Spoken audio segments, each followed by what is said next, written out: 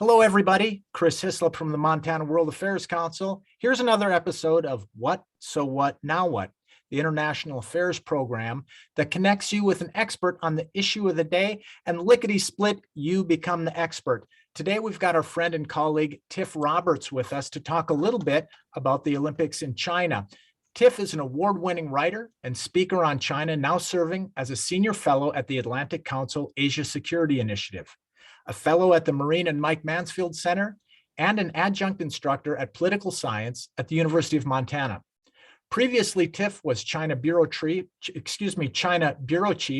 and Asia News Editor at Bloomberg Businessweek, based in Beijing for more than 2 decades. He's authored the recent book, The Myth of Chinese Capitalism, widely available, hugely insightful. So if you're interested in learning more about China, I strongly recommend you get Tiff's book. Tiff, welcome to the show once again. How are you? I'm doing well. Thank you for having me on again, Chris.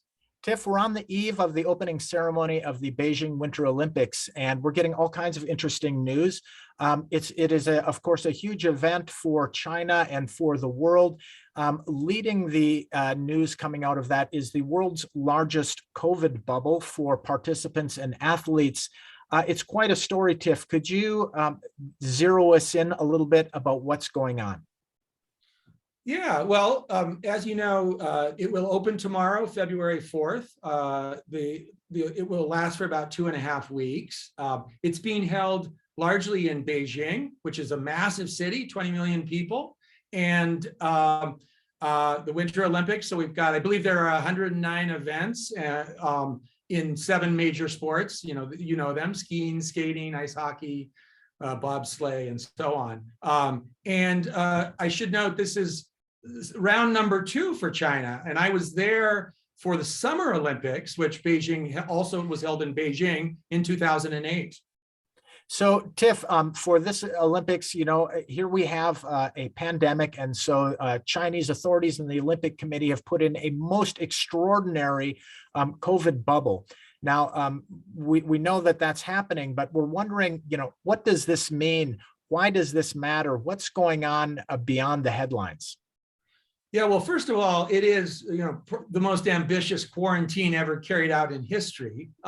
We have, I think, 11,000 Olympians, officials, journalists pouring into China. Not spectators, by the way. International spectators are not being welcomed. But China is trying to maintain what they call a closed loop. In effect, sealing these 11,000 people off entirely from the Chinese population. So when they perform, when they eat, sleep, work, all of that is going to be happening in this massive bubble, which intends to seal off the rest of China from any growth in the pandemic.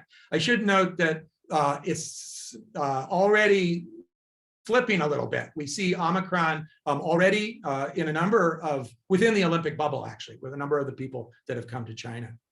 Right. And so part of this bubble, of course, there are physical procedures, there are other processes, but there are also a kind of surveillance and monitoring of social media and any kind of communications and information. And I wonder about that as well, Tiff. I mean, can you speak a little bit on that and what it might mean for this Olympics, and also kind of looking into the future, if what is learned at the Olympics vis-a-vis this closed loop and the actions the Chinese are taking can and might be used after the Olympics? Yes, well, first of all, I should note that this is hardly new. Whenever China has a large, prestigious global event, the first thing they do in the preparation is start cracking down on any sort of dissident or opposition that might come out of society. So in the run-up to this, they have been closing the social media accounts of some prominent dissidents in China. They've clamped down on various apps. And so this will continue. On the COVID prevention side, they've put in place this elaborate system of monitoring, utilizing technology and manpower, which aims to, again, make sure that COVID doesn't spread into the larger population. The fear, however, amongst many is that this system of monitoring and surveillance will extend well beyond the Olympics and well beyond the pandemic as well, and be used to monitor Chinese citizens going forward. And presumably it could go beyond China as well. China is already exporting its surveillance technology to countries in Africa and Latin America, sometimes under the guise of smart cities, where it aims to manage urban areas, but also urban populations. So indeed, this could spread beyond China's borders after the Olympics. Well, Tiff, thank you very much again for sharing your expert perspective on China and on the Olympics. Let me quickly thank our very generous.